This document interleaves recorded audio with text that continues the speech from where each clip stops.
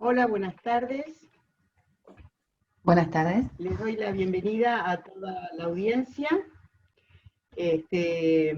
Gracias por participar en este espacio virtual de la Sociedad Argentina de Ecografía y Ultrasonografía. Hoy damos comienzo a nuestra primera sesión científica internacional y para nosotros es un honor tener como único disertante, al doctor José Luis del Cura, presidente de la Sociedad Española de Ecografía y Ultrasonografía, a quien le doy la bienvenida y a quien le agradezco su participación en este evento. Yo voy a pedirle a la doctora Pileu que sea quien presente la actividad del día de hoy, le paso el micrófono a ella para que ella abra esta sesión y así poder dar comienzo a la conferencia del doctor del Cura. Gracias, doctor del Cura. Bienvenido a SAEU. Gracias, Adriana.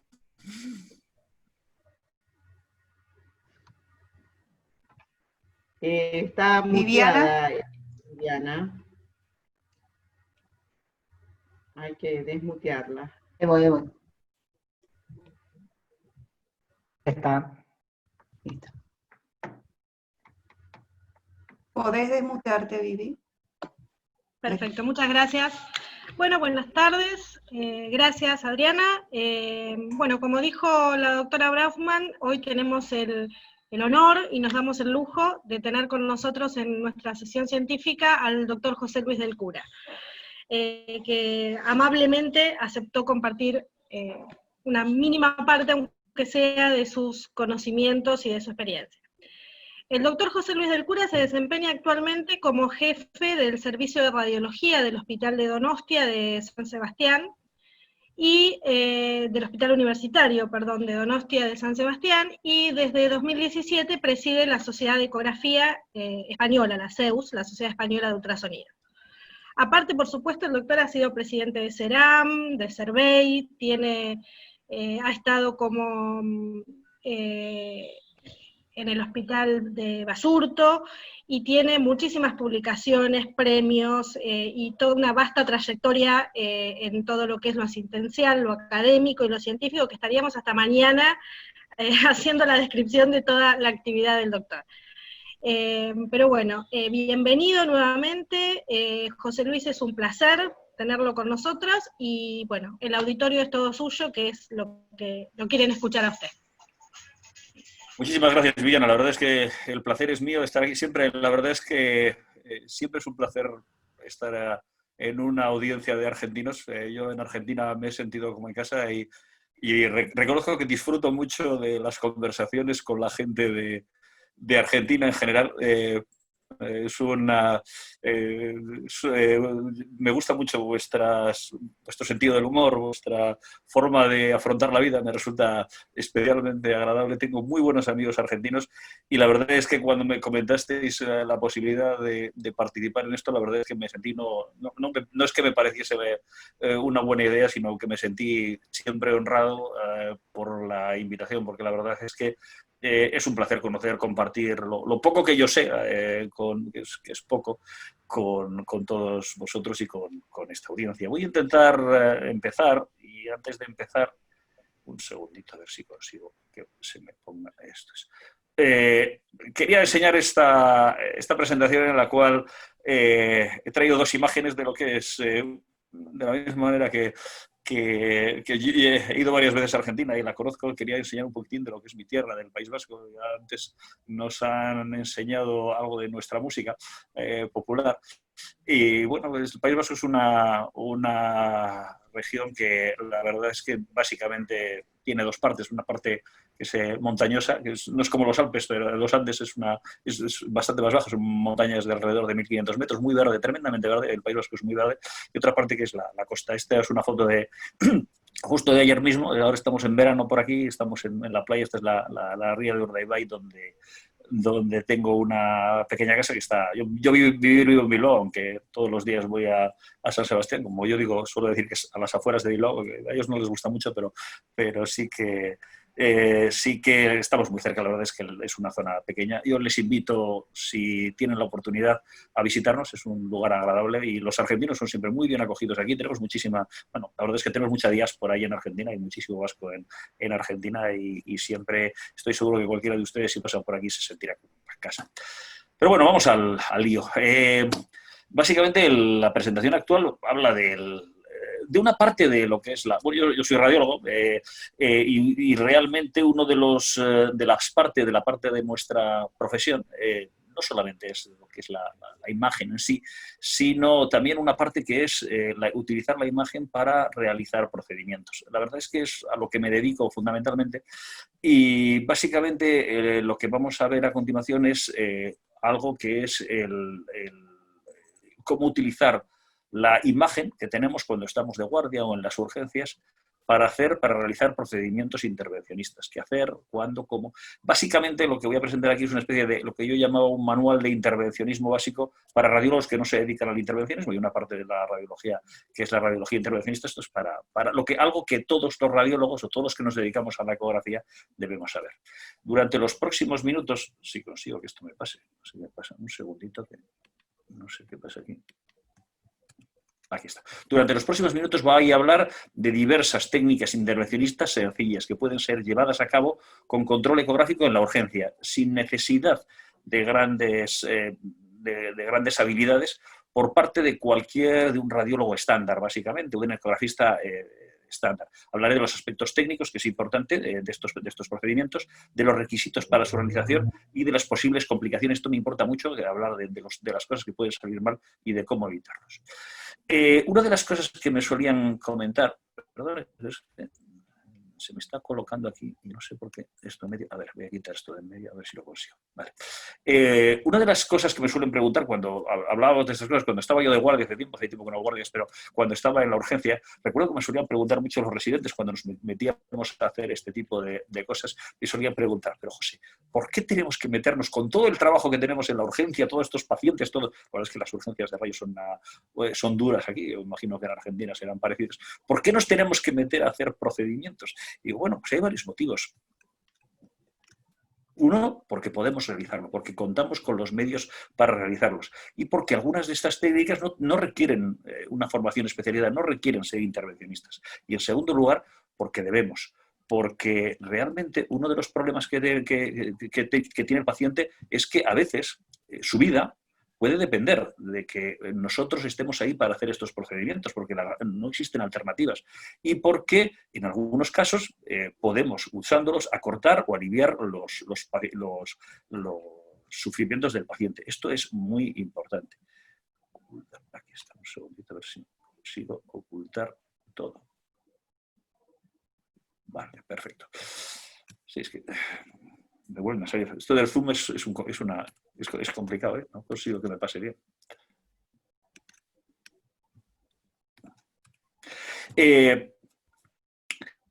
Para eso tenemos una de las cosas maravillosas que disponemos nosotros en la radiología, en las guardias, es el ecógrafo. Tenemos también el escáner como técnica. Podemos utilizar cualquiera de las dos.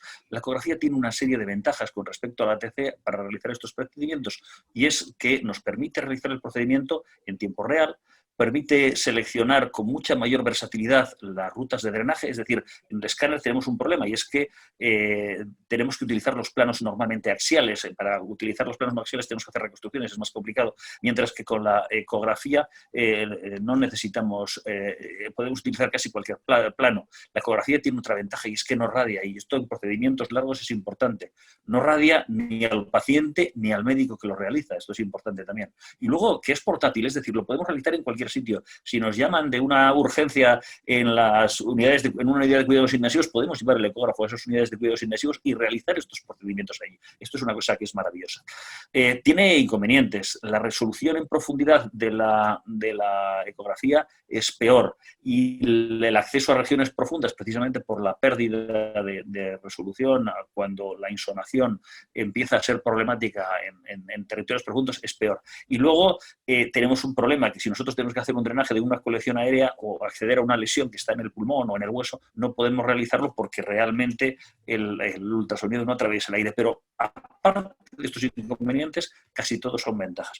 Yo recomiendo, y yo prácticamente siempre utilizo ecografía para realizar cualquiera de estos procedimientos.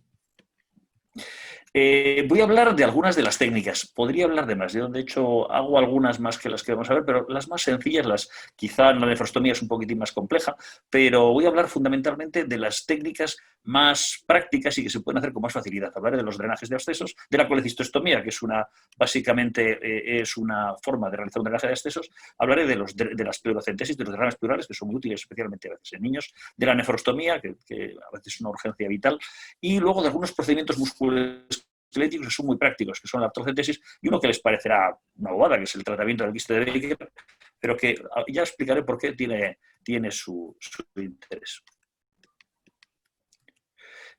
Referente al drenaje de abscesos, el drenaje percutáneo de abscesos es en principio el tratamiento de primera elección en toda colección líquida asintomática, salvo que exista una indicación de cirugía inmediata por otra causa. Hay que decir que esto es algo que no es de ahora, es algo que ya decía Hipócrates hace aproximadamente unos 25 siglos y ya decía que el corpus hipocrático se dice, lógicamente Hipócrates lo decía en griego, decía que en todos los sitios donde hay pus había que evacuarlo, que esto es importante. Esto no ha cambiado nada para nosotros. Lo que sí ha cambiado es que en estos momentos, cuando yo era residente, en principio el drenaje de abscesos es una cosa de los cirujanos. Pero hay que decir que prácticamente nosotros podemos realizar, los radiólogos, en la mayor parte de los casos, cualquier drenaje de abscesos y por parte de radiólogos no especializados. Por lo tanto, en principio, el drenaje de los abscesos ha pasado de ser, de cuando yo era residente ahora, de ser una patología quirúrgica a ser una patología radiológica. Porque realmente, bueno, en mi hospital por lo menos, yo creo que aproximadamente si digo que el 90% de los abscesos lo tengamos los radiólogos, yo creo que me quedo absolutamente corto. Pero realmente es una exploración radiológica. Hay que decir que las colecciones localizadas en lugares de difícil acceso a veces son necesario gente con experiencia para drenarlos. Por ejemplo, las localizadas en las zonas profundas de la pelvis no son fáciles y evidentemente no los puede hacer cualquiera. Pero las localizadas en zonas superficiales, por supuesto que sí.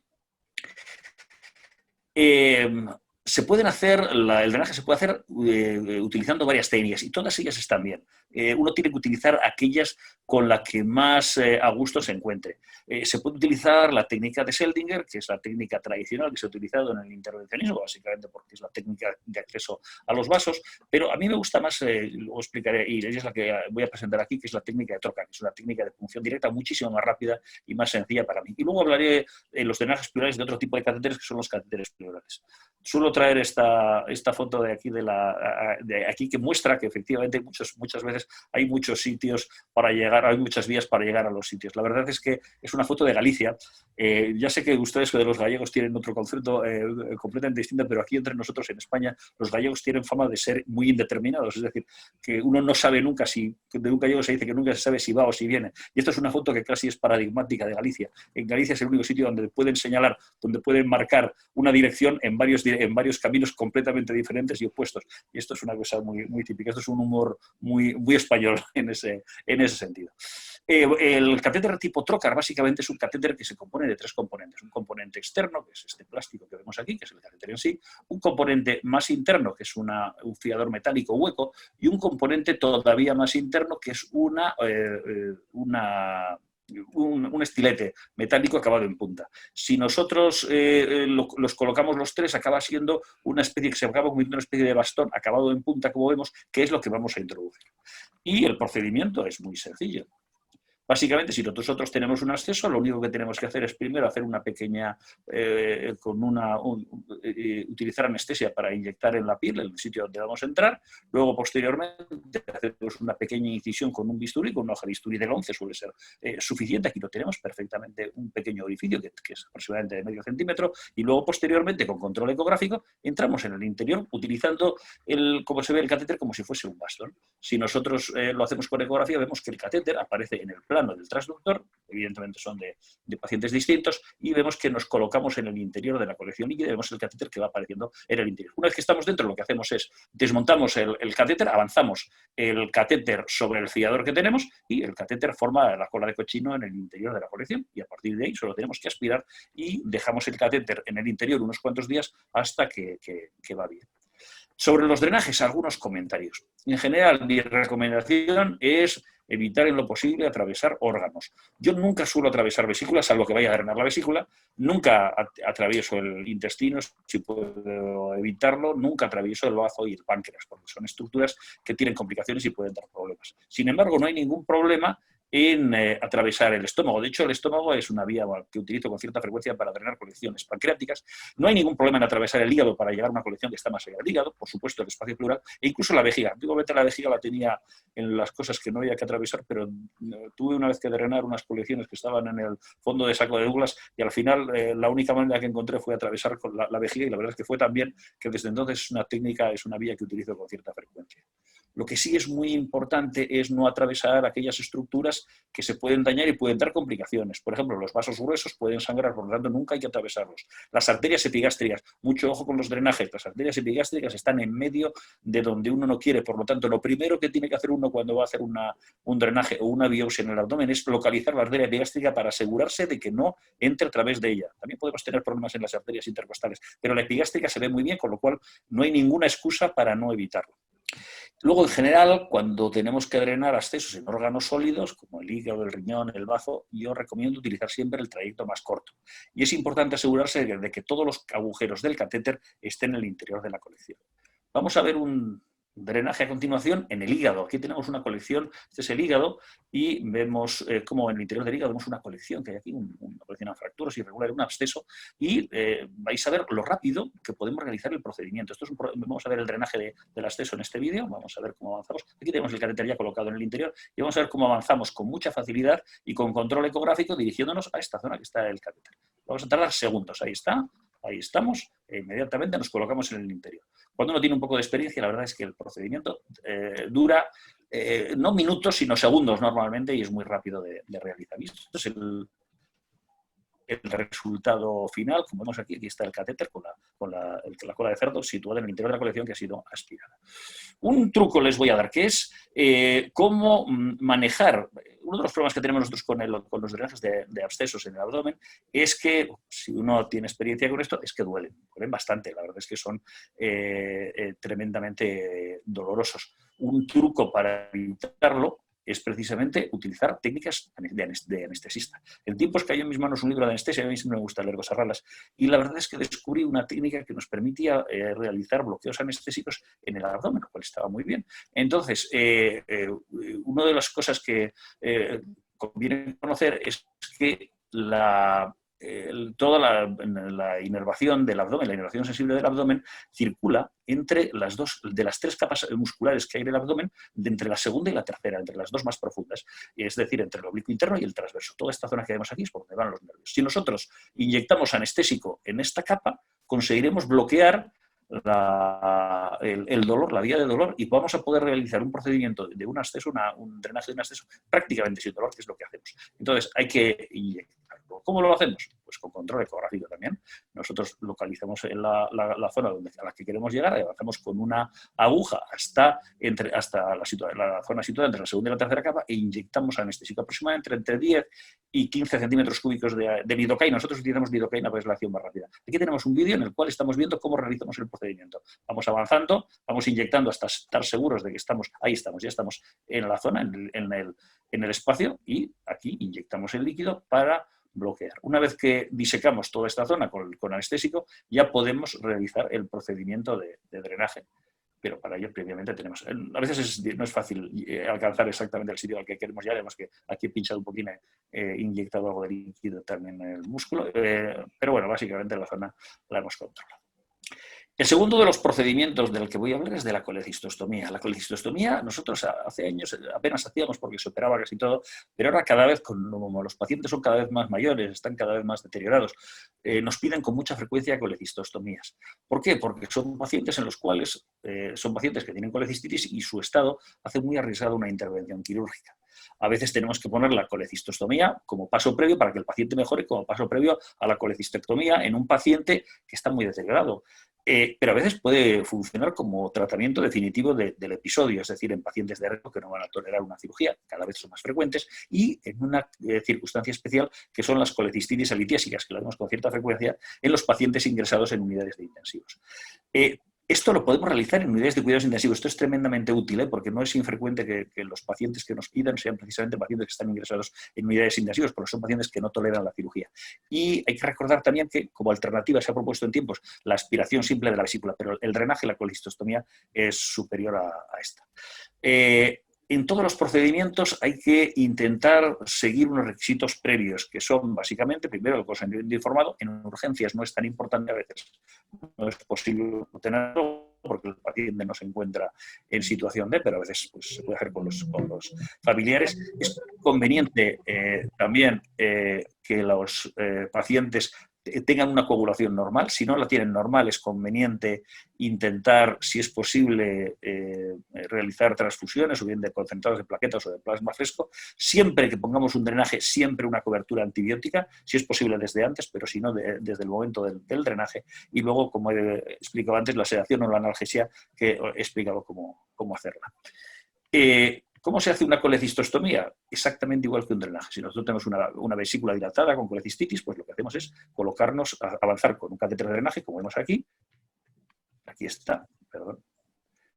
Avanzamos, colocamos el catéter con control ecográfico. Es un sistema de trocar, como vemos, que lo hacemos directamente con todo el catéter en el interior y lo soltamos. Y una vez que lo soltamos, aquí se ve, colocamos la cola de cochino y la dejamos ahí.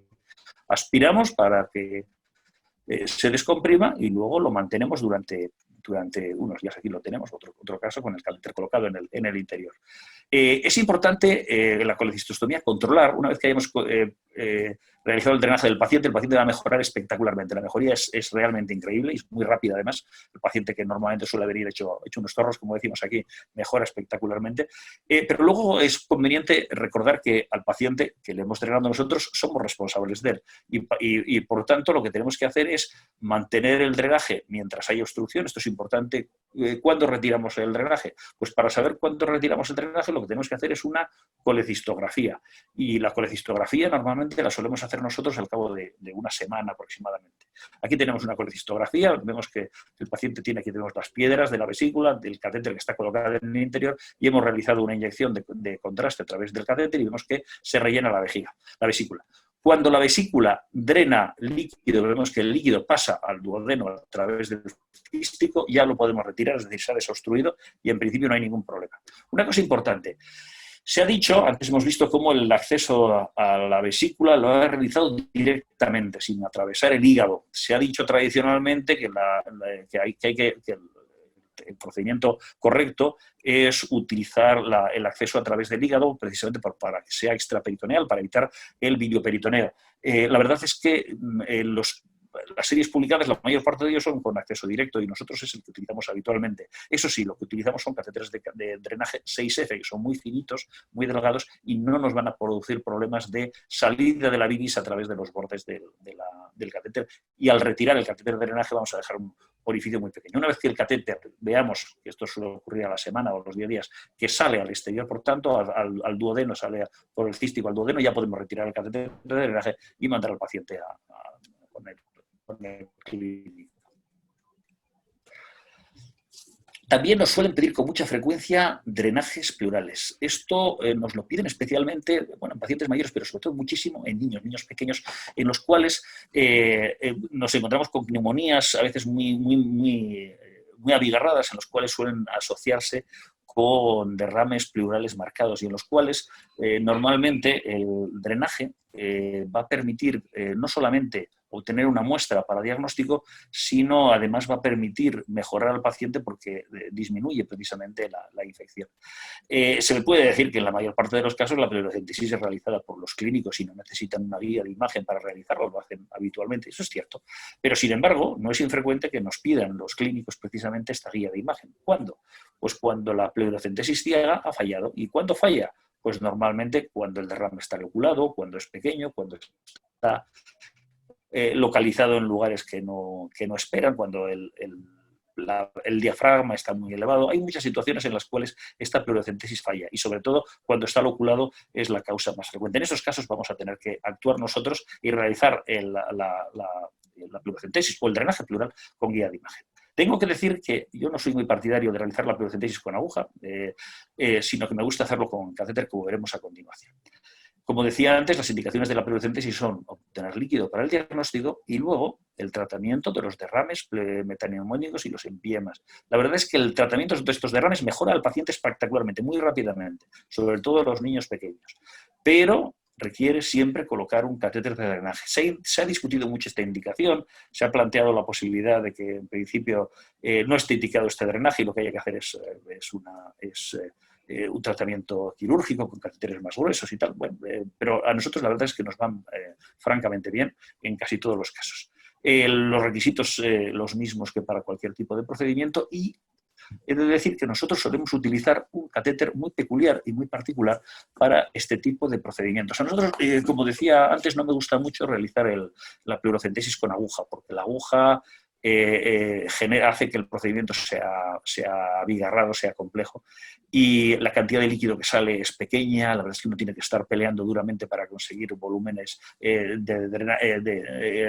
suficientes y además al final acaba uno dejando la mitad o la mayor parte del derrame en el interior. Una alternativa es colocar catéteres de drenaje de los gruesos de los que colocan los cirujanos torácicos, pero en la mayor parte de los casos no es necesario y se puede utilizar realizar el procedimiento de forma mucho menos cruenta, utilizando un instrumento que está disponible, yo creo que en prácticamente todos los servicios de urgencia, que es esto que vemos aquí, los populares PleuroCats. Los PleuroCats son sistemas que están concebidos para el tratamiento de los neumotoras y que son básicamente esto que vemos aquí, que es un catéter que circula, que está en el interior de una aguja gruesa, vemos que el catéter sale por aquí y está en el interior de una bolsa de plástico que lo sella.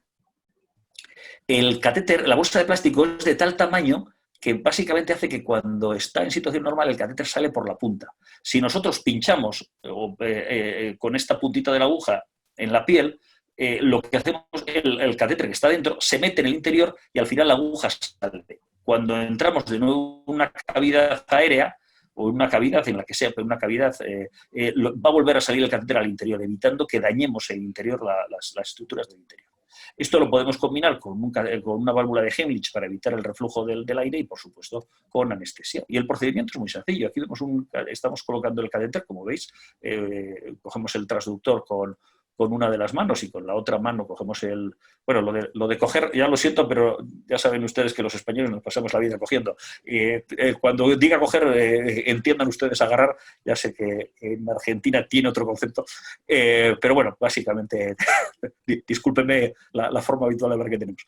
Y como les iba comentando, agarramos el transductor con una mano y con la otra agarramos el catéter y colocamos en el interior de la cavidad. Aquí vamos a ver en el vídeo vamos a pasarlo para que veamos cómo se hace.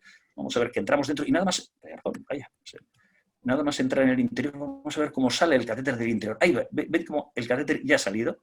Avanzamos el catéter del interior y luego ya retiramos la parte metálica y dejamos el catéter dentro. Es un catéter recto, que son finos, relativamente finos, como veis, pero que sale el líquido con una enorme facilidad y que es una forma rápida y sencilla, ya veis que la colocación del catéter ha tardado segundos, rápida y sencilla de realizar este tipo de procedimientos. El procedimiento más complejo del que voy a hablar es la nefrostomía. La nefrostomía es una urgencia vital, realmente. Está indicada en pacientes con hidronefrosis, sobre todo en aquellos pacientes que están infectados.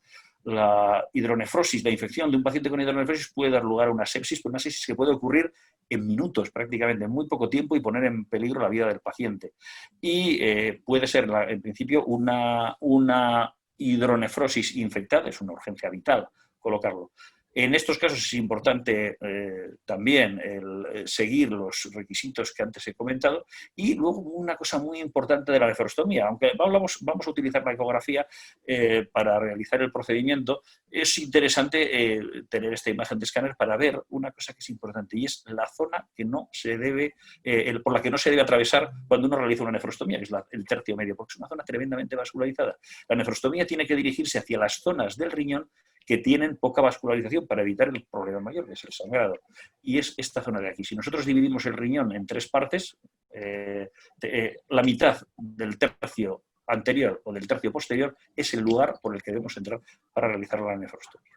Se puede realizar con ecografía o con escopia y se puede utilizar con técnica de Seldinger, que es la más habitual, o bien con acceso directo. Voy a enseñar la técnica de acceso directo, ya que estamos con la técnica de Seldinger exactamente igual. Aquí tenemos perdón, un paciente con una dilatación de los sistemas pielocaliciales, aquí lo vemos, una dilatación, un paciente que estaba infectado, estaba séptico en aquel momento, estaba bastante fastidiado y la verdad es que nos pidieron de absoluta urgencia la colocación del catéter de drenaje. Y como vemos, aquí lo hacemos con control ecográfico. Con ecografía avanzamos, utilizamos un catéter pequeñito, como es una dilatación grande. Cuando la dilatación no es tan grande, es preciso normalmente utilizar técnica de Seldinger, pero en este caso podemos hacerle un catéter grueso. Vemos que hemos avanzado con control ecográfico hasta el interior. Vemos que hemos entrado por la mitad del tercio posterior del riñón y hemos entrado hasta el cáliz y una vez que estamos en el cáliz avanzamos un poquitín más hasta situarnos en la pelvis renal y aquí estamos ya con el catéter desarrollado en la pelvis renal. Aquí lo tenemos perfectamente situado en la pelvis renal. Vamos a ver un vídeo que lo vamos a ver mucho mejor. Aquí tenemos otro procedimiento.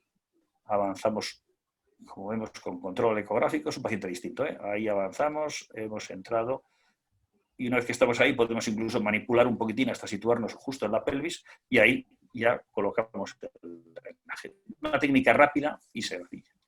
También podemos realizar procedimientos en el sistema musculoesquelético. Nadie se le ocurre probablemente hacerlo, pero es tremendamente útil.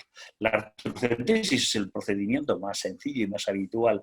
Y la artrocentesis es realmente realizado en urgencias con mucha frecuencia por los clínicos con guía de imagen. Pero con mucha frecuencia las artrocentesis en pacientes que sabemos que tienen un derrame fallan y en esos casos la ecografía es absolutamente mandatoria. ¿Cuándo falla las artrocentesis? Pues en pacientes muy obesos, en derrames loculados, que es relativamente frecuente, y luego también importante, en articulaciones poco accesibles. En la cadera es imposible realizar una artrocentesis sin guía de imagen y, por supuesto, en derrames pequeños. Y en estos casos, en la artrocentesis, ¿por qué tenemos que realizar rápido, de urgencia, ese tipo de procedimientos? Por una parte, porque necesitamos un diagnóstico rápido en pacientes que tienen, por ejemplo, procesos infecciosos o para aliviar síntomas del paciente. A veces nos encontramos con pacientes que vienen con unos derrames articulares tremendos y tremendamente dolorosos y en los cuales el realizar la artrocentesis nos va a permitir mejorar a estos pacientes clínicamente de una forma rápida y la verdad es que es casi un deber de cualquier médico aliviar el sufrimiento de estos pacientes. La técnica es sencillísima, está al alcance de cualquiera. Me gusta mucho este tipo de catéteres, que son catéteres con cubierta teflonada de accesos vasculares, que nosotros le llamamos aquí Avocat, que es una marca comercial, pero bueno. Y básicamente lo que hacemos es poner el transductor encima y agarrando la aguja con la otra mano avanzamos hasta el interior la cavidad. Aquí tenemos cómo entramos en la articulación, vemos que control ecográfico, siguiendo el plano del transductor, lo hacemos de forma muy sencilla y retiramos la parte metálica para dejar, como hemos visto aquí, hemos visto la parte teflonada, y con la parte teflonada, a partir de la parte teflonada podemos aspirar con mucha facilidad y drenar completamente esta colección, que muchas veces permitirá aliviar notablemente al paciente. La artrocentesis tiene un problema, es importantísimo, muy importantísimo, evitar las complicaciones. La infección, lo más importante de todo. Hay que tener en cuenta que si nosotros realizamos un drenaje de una articulación no infectada y la infectamos, podemos acabar con el paciente sin articulación, así de claro. Por lo tanto, es muy importante realizar el procedimiento con una asepsia súper estricta, hacerlo, si es posible, pautar una cobertura antibiótica posterior y, por supuesto, evitar las manipulaciones cuando tenemos una artritis séptica para evitar diseminar la infección a tejidos adyacentes. Y para acabar voy a hablar de un procedimiento que parecerá raro, ¿no? El tratamiento de los quistes de Baker. Los quistes de Baker se ven por todas partes. Cualquiera de ustedes seguro que ha visto docenas de quistes de Baker, no se le ha ocurrido la necesidad de realizar tratamiento. Los quistes de Baker son bursas distendidas, localizadas en el espacio político, muy, muy, muy frecuentes. Sin embargo, no es tan frecuente, aunque no es raro, que los quistes de Baker se presenten en forma de episodios agudos que simulan una tromboflebitis. Yo recuerdo cuando hacía guardias que era algo relativamente frecuente, no voy a decir que todos los días, pero con mucha frecuencia venían pacientes para hacer ecografía por sospecha de trombosis venosa profunda, en lo cual nos pedían un Doppler y cuando hacíamos la ecografía, lo primero de repente nos encontrábamos con un quiste de Baker a tensión, dilatadísimo, y era lo que le dolía. Esto es muy frecuente. Mis compañeros lo que hacían habitualmente en esos casos era se ponían todos contentos porque ya no tenían que seguir haciendo la exploración, hacían el diagnóstico de quiste de Baker y se iban, dejaban al paciente. Sin embargo, hay que decir que la descompresión del quiste puede aliviar esos síntomas. Podemos hacer que ese paciente que ha venido de urgencia, hay que recordar que es un paciente que viene de urgencia por un dolor en la pierna intensísimo que prácticamente no le deja caminar, se lo podemos aliviar y podemos resolvérselo en un momentito y tardando segundos. Aquí tenemos, y la técnica es tan sencilla como la hemos visto en la artrografía. Si tenemos un quiste de Baker, lo único que tenemos que hacer es entrar en el interior con esta aguja, es un caso de hace muchísimos años, y inyectar en el interior corticoides. Me gusta traer este caso porque es el de mi suegra, mi madre política, entonces, lógicamente, si es algo que soy capaz de hacer para mi madre política, es que confío mucho en ello, evidentemente, porque hay que decir que el resultado de este procedimiento es espectacular en los pacientes de urgencias. Lo habitual es que estos pacientes entren en la sala de exploraciones arrastrando la pierna, doloridísimos, prácticamente no se pueden poner de pie, casi se arrastran hasta la camilla. Cuando estás en el interior, ves el quiste de Baker, lo tratas, lo pinchas, ahora vamos a ver algunas fotos, voy a traer un vídeo para que veamos cómo se hace. Cuando el paciente entra y le pinchas, la verdad es que el alivio es realmente espectacular. Vamos a ver lo que tardamos en realizarlo para que veamos que el procedimiento no cuesta nada. Lo podemos hacer con anestesia, pero también se puede hacer sin anestesia porque el procedimiento no duele nada. De hecho, yo he hecho montones y a mí personalmente jamás me ha dolido.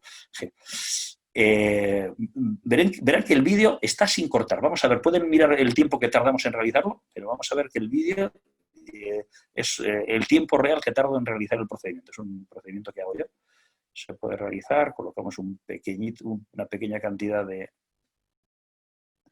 de gel y con una aguja, un catéter de acceso vascular, entramos en el interior. Como está muy superficial y el blanco es grande, la verdad es que se llega enseguida, como vemos ahí. Sacamos la aguja y empieza a salir inmediatamente porque ya digo que está a tensión. Entonces lo que hacemos es, lo vaciamos completamente y una vez vaciado, todavía nos queda, vean que es una jeringa de 20 centímetros cúbicos, ahora me van a pasar otra, ahí está, y aquí tenemos y otra. Vamos a ver que, como ven, el quiste de Baker es muy grande, prácticamente 20 centímetros cúbicos, ahora lo exprimiré un poquitín para sacarlo un poco más, y luego al final acabamos, a mí me gusta inyectar corticoide en el interior para inhibir un poco la producción de líquido y hacer que aguante un poquitín más. Hay que decir que el paciente, cuando acabamos esto, que el paciente que ha venido arrastrándose, yo como mi apellido suelo utilizar frases bíblicas con mucha frecuencia, entonces le digo al paciente cuando acaba, levántate y anda. Entonces el paciente que ha entrado arrastrando los pies, me dicen, no, que no puedo andar, y no, que sí, que levántate y ande. Entonces el paciente se pone de pie con muchas dudas, de repente se pone de pie que no le duele nada, y bueno, hay que tener cuidado porque normalmente te intentan besar y todas estas cosas, porque la verdad es que el resultado es espectacular y merece la pena. En definitiva, hemos enseñado aquí varios procedimientos, algunos más complejos, otros muy sencillos, muy sencillos. Todos estos procedimientos que hemos visto se pueden realizar de urgencias, de forma sencilla, por personas que no están específicamente entrenados, o sea, por cualquier persona que tiene los conocimientos básicos de realizar procedimientos con ecografía. La técnica es exactamente la misma que para realizar una biopsia. Es importante cumplir una serie de requisitos previos para cada procedimiento y una planificación y técnica lo más cuidadosa posible para tener éxito y evitar complicaciones. Pero todos estos, de lo más sencillo al más complicado, en cualquiera de esos, si ustedes lo realizan, tengan por supuesto que ayudarán a alguien a resolver un problema. Y, en el fondo, los médicos realmente estamos para eso, para resolver problemas. Este es mi hospital, que está situado en San Sebastián, estoy en San Sebastián. Como ven, está situado a la vista del mar, vemos el mar ahí al fondo, es una zona muy bonita. San Sebastián es una ciudad preciosa que merece la pena visitar, y este es el hospital grande en el que trabajo todos los días. Como ven, el País Vasco es un sitio muy verde y rodeado de mar por todas partes. Tiene ahí mi correo, si alguno quiere hacerme cualquier consulta, siempre respondo, y es un placer estar aquí con ustedes. Muchas gracias, José Luis, muchas gracias. Espectacular, claro, concreto, como siempre, lo que estamos acostumbrados a escucharte.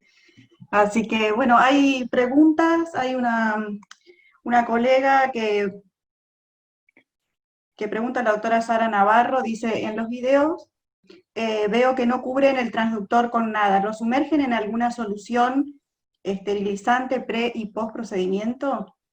Los vídeos son relativamente antiguos. Ahora hemos cambiado el procedimiento. Antiguamente lo que hacíamos era disolver, utilizábamos clorexidina, y lo que hacíamos era efectivamente limpiar completamente el transductor con clorexidina. Utilizábamos gel estéril y clorexidina. Ahora hemos cambiado, ahora lo que hacemos es protegerlo con una cubierta. Normalmente para los procedimientos sencillos como esto utilizamos látex, y para los procedimientos más complejos lo que hacemos es una cobertura adhesiva que colocamos. Lo que pasa es que, bueno, la verdad es que a pesar de que ahora somos mucho más estrictos en las medidas de seguridad, la verdad es que las complicaciones son antes no existían y ahora tampoco existen. Ok, hay otra pregunta que dice, en nuestro centro es frecuente que los pacientes se saquen los catéteres aún con los puntos y demás. Dice, ¿tiene algún tip para mejorar la fijación? Sí, nosotros tenemos una fijación, un fijador, qué pena que estoy pensando a ver si lo tengo en alguna de las... No, es que no tengo ninguna de las presentaciones que tengo aquí. Es una pena que no poder enseñarlo. Es un adhesivo de fijación que tiene una especie de agujero en el medio, y a través del cual sale el catéter, y el catéter luego es abrazado por ese adhesivo. Ese adhesivo funciona bien. Entonces lo que hacemos es colocar, normalmente utilizamos catéteres de cola de cerdo que ya tienen con fijación con hilo para fijarlo, y además de eso hacemos una fijación segunda en la piel. Estos catéteres son tremendamente, aguantan muy bien y son muy buenos, pero hay varios sistemas de fijación en el mercado. Yo creo que la mayor parte de las casas tienen, pero son sistemas de fijación adhesivos. No nos gusta utilizar puntos. ¿Por qué no nos gusta utilizar puntos? Porque se infectan, y el paciente al final acaba pasándolos mal, porque a veces el catéter lo tienes que mantener durante tiempo. En cambio, los sistemas de fijación estos son maravillosos y se nos desprenden poco. Es cierto que los catéteres pleurales se desprenden más que los otros porque son rectos, mientras que los catéteres de cola de cerdo no se desprenden tanto, pero la mayor parte de las cosas con estos sistemas de fijación adhesivos, la marca, es que no me acuerdo ni de la marca ahora, porque es Dryfix. Pedían nombre, sí. Sí, Dryfix me parece que se llama, pero bueno, Dryfix se llama así. Espera, vamos a ver un segundo, a ver si lo consigo. Espera, voy a entrar, aprovechando que puedo compartir pantalla, voy a intentar verlo por aquí. Mira, aquí está, ¡ay, qué bien! Espera, voy a compartir pantalla. Permítanme que comparta pantalla y se lo enseño. Esto está muy bien. Miren. Compartir, aquí está. Es esto de aquí. Este de aquí. Es un sistema que la verdad es que funciona muy bien. Y seguro que en Argentina, en algún sitio es este mismo. De hecho, yo utilizo este mismo. Es un sistema de fijación que básicamente se coloca dentro y esto es un papel, pero cuando pasa por encima la abrazadera, esto se pega encima y lo fija. Y la verdad es que yo creo que después de haber hecho 25.000 pruebas, este es el que mejor funciona. Funciona muy bien, la verdad es que es una gozada. No me pagan por hacer propaganda, pero deberían. La verdad es porque les hago muchísima propaganda a estos, pero son muy buenos. Hay algunos similares, pero este, aquí se ve cómo queda, cuando queda al final colocado, veis que queda con una abrazadera y queda muy bien. Yo mi recomendación absoluta es precisamente utilizar este. Hay otra pregunta, Doc, que dice, ¿qué cantidad de corticoide infiltra en el tratamiento del Baker? No me vuelvo muy loco, entonces como suelo utilizar triamcinolona. Yo sé que la triamcinolona no está disponible en todos los países, pero yo creo que en la mayor parte sí. Entonces suelo utilizar 40 miligramos, pero se puede utilizar también 40 miligramos de metilprednisolona. Si les gustan más los no particuladas, puede utilizar 4 mililitros de Dexa. Pero básicamente es la dosis que suelo utilizar para las infiltraciones. Varía según el corticoide. Pero a mí el que más me gusta es la triamcinolona, que es tremendamente potente y funciona bien. No es imprescindible. He de decir una cosa sobre el quiste de Baker. El quiste de Baker ahora, esto es lo que hago en la urgencia, pero sin embargo, en pacientes con quistes de Baker recidivantes hemos ensayado un tratamiento que nos está yendo muy bien, que es el tratamiento de esclerosis utilizando, así como en los quistes normalmente solemos utilizar alcohol, en los quistes de Baker ahora estamos utilizando con mucha frecuencia esclerosis con espuma de polidocanol o de toxisclerol. No me acuerdo ahora cuál es el nombre, son dos nombres comerciales, pero es la espuma que se utiliza, la misma espuma que se utiliza para el tratamiento de las varices. Que básicamente lo que hacemos es esa espuma, la formamos, la creamos, se hace muy fácil. Tienes el líquido por un lado, haces con 2 jeringas, pasas de una a otra con el líquido con aire, mezclado con aire, y se forma una espuma.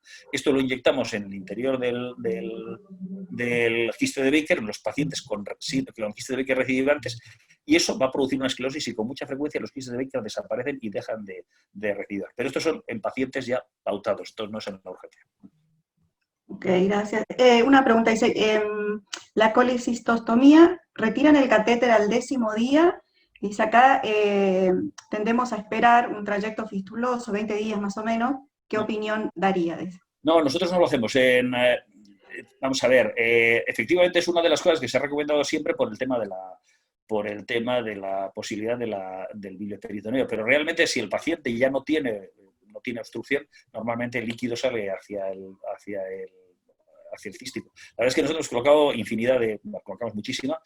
Utilizamos siempre un catéter de drenaje 6F, que es relativamente fino, y lo retiramos muy rápido, y la verdad es que nunca hemos tenido problemas de bilioteritoneo ni nada por el estilo, ¿no? Y eso que hacemos una entrada directa, que teóricamente podríamos decir que es más arriesgada, pero la verdad es que no nos ha planteado problemas jamás.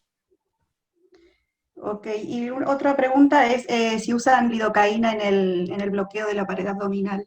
Sí, utilizamos lidocaína prácticamente en todos los procedimientos. ¿Por qué? Porque son procedimientos, como hemos visto, muy rápidos. La lidocaína tiene una ventaja, y es que es un anestésico local que tiene una inducción más rápida, es muy rápido, y es de duración corta, con lo cual la verdad es que el paciente se recupera relativamente rápido de la anestesia. Hombre, no pasa nada porque en el abdomen tenga una duración mayor, pero la lidocaína es de inducción prácticamente inmediata, es muy rápida, con lo cual podemos realizar el procedimiento en unos pocos minutos. Y para nosotros la rapidez, porque tenemos una actividad muy grande de este tipo de procedimientos, la rapidez es fundamental. Se puede utilizar la mepivacaína no es mal anestésico, tiene una inducción relativamente rápida y dura algo más de tiempo, pero vamos, la lidocaína para mí es el mejor que hay, pero no hay ningún problema de utilizar con mepivacaína, también está muy bien. Ok, hay otra que dice, ¿cuál es su experiencia en la aspiración en las tendinitis calcificantes de hombro doloroso? Toda. He hecho miles de casos. Esta tarde que he estado trabajando he hecho 4 casos. Veo que está Alberto Yoli por ahí entre los asistentes, acabo de mirarlo, y él ha estado trabajando con nosotros y sabe lo que podemos llegar a hacer de volúmenes de estos pacientes. La verdad es que tenemos muchísima experiencia, hacemos mucho.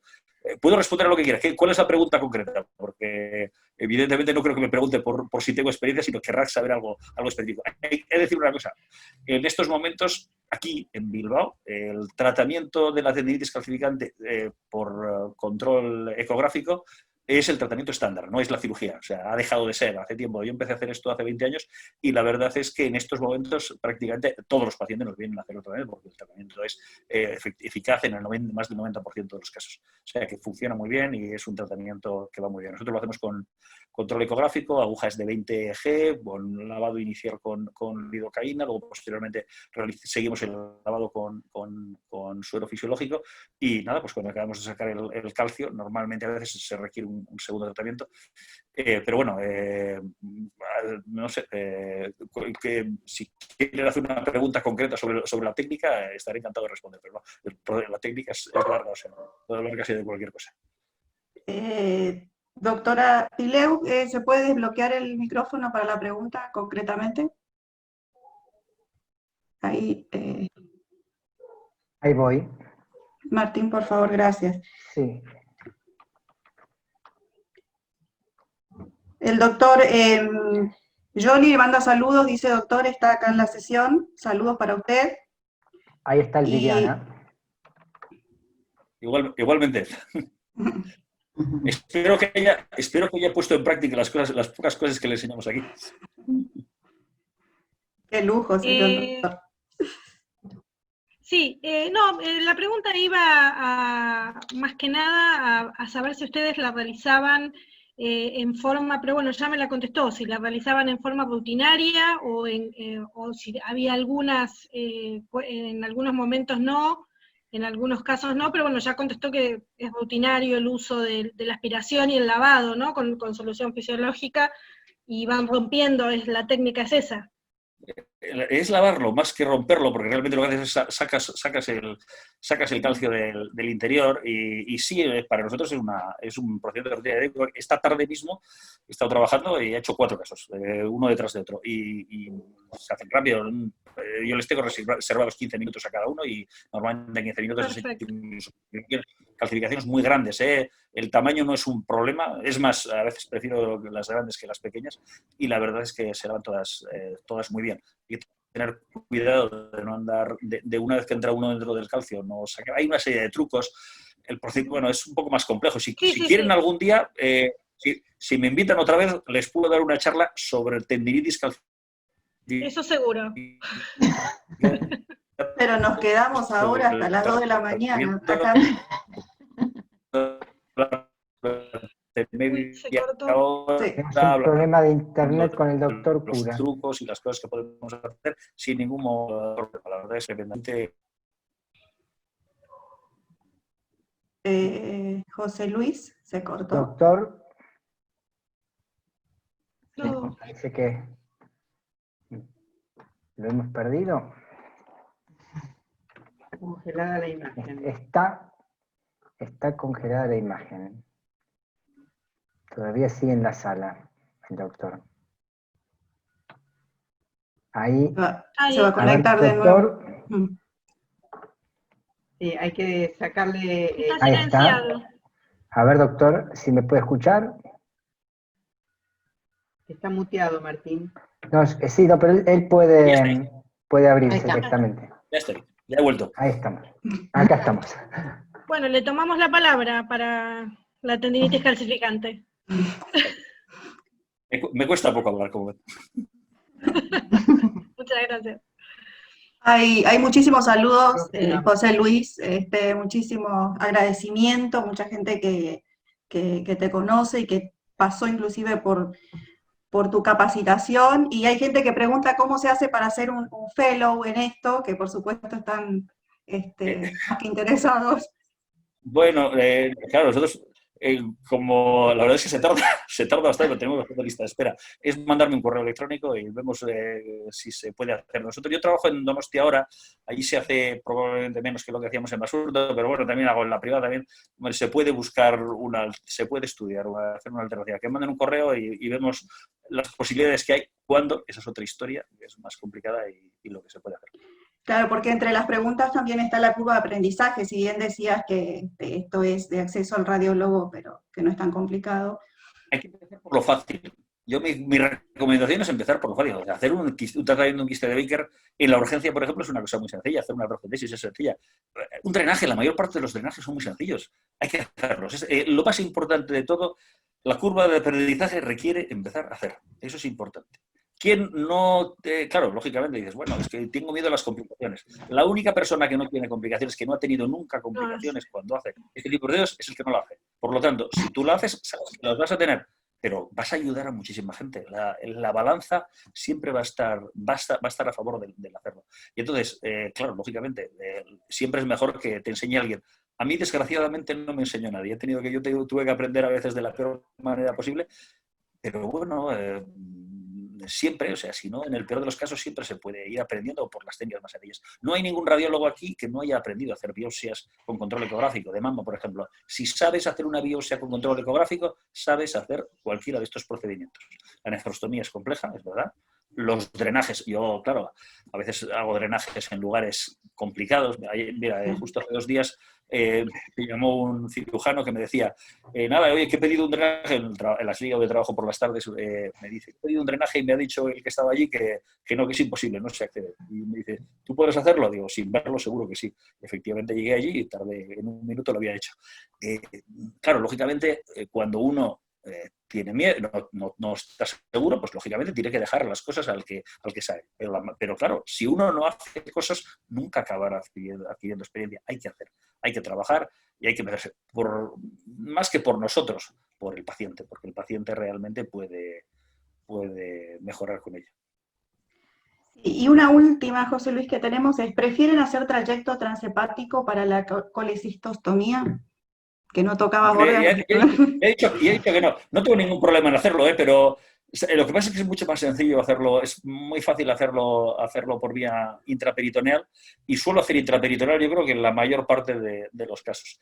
Porque el truco está, ya digo, yo creo que el problema que de los bilioperitoneos se debe a que utilizan, yo creo que catéteres de drenajes muy gruesos.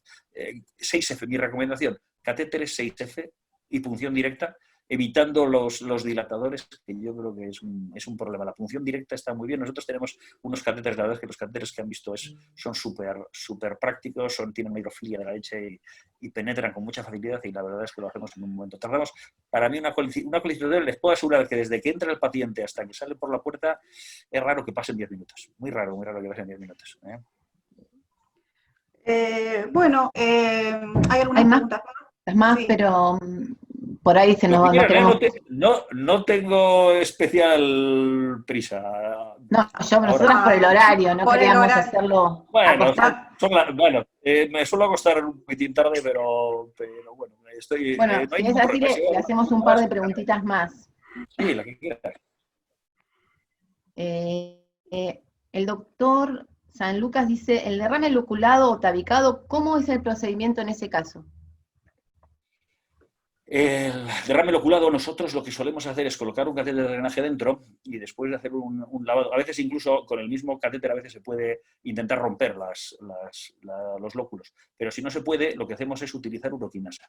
Inyectamos uroquinasa, normalmente con 250.000 unidades suele ser suficiente, en el interior del derrame, y lo que hacemos es tapamos el catéter de drenaje y lo dejamos actuando. Normalmente en 3, 4, 5 horas, o igual se deja un día siguiente. Al día siguiente la mayor parte de esos tabiques han desaparecido. El uso de uroquinasa de forma sistemática en los drenajes loculados es absolutamente mandatorio. Nosotros utilizamos mucho uroquinasa para el tratamiento de hematomas también, en musculares, por ejemplo, también solemos utilizar con mucha frecuencia uroquinasa. Van muy bien, van espectacularmente bien, mejoran espectacularmente los resultados de los hematomas en pacientes. Sobre todo lo hacemos mucho en deportistas, incluso en algunos futbolistas profesionales que hemos hecho, y con muy buen resultado.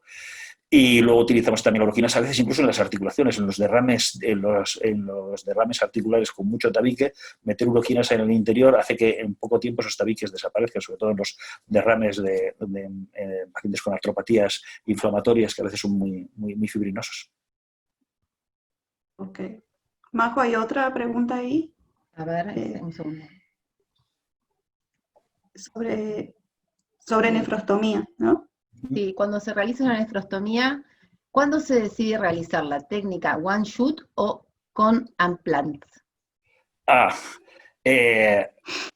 Sí, bueno, nosotros normalmente realizamos el procedimiento estándar, porque son cosas que hacemos muchas veces de urgencia, consiste básicamente en la colocación en los pacientes infectados. Cuando hay una dilatación muy grande, a veces utilizamos la técnica de punción directa con trocar, porque es muy rápida. Pero cuando la dilatación no es muy allá y no nos sentimos demasiado cómodos, hay que tener en cuenta que el catéter de punción directa es más grueso. A veces lo que hacemos es pinchamos con una aguja y a través de la aguja ponemos un catéter de drenaje y luego vamos con dilatadores. Es más engorroso, más pesado, pero es más seguro y nos permite estar muy seguro de que hemos llegado a la pelvis. Ya digo, yo siempre que hay una dilatación suficiente, yo me siento muy cómodo con dilataciones no muy marcadas, como hemos visto en algunos de los casos, pero normalmente cuando la dilatación no es demasiado abigarrada, la verdad es que es más práctico al final ir con una aguja y utilizar la técnica de Seldinger. Bueno, ok, creo que hasta acá con las preguntas de José Luis. Doc, hay gente que nos pide si usted puede repetir su mail. ¿Nos da autorización para dárselo? Sí, claro que sí. Lo voy a enseñar. Un segundito que comparto. Así ya los chicos, todo el que quiere. Un segundito que comparto pantalla. Ahí está.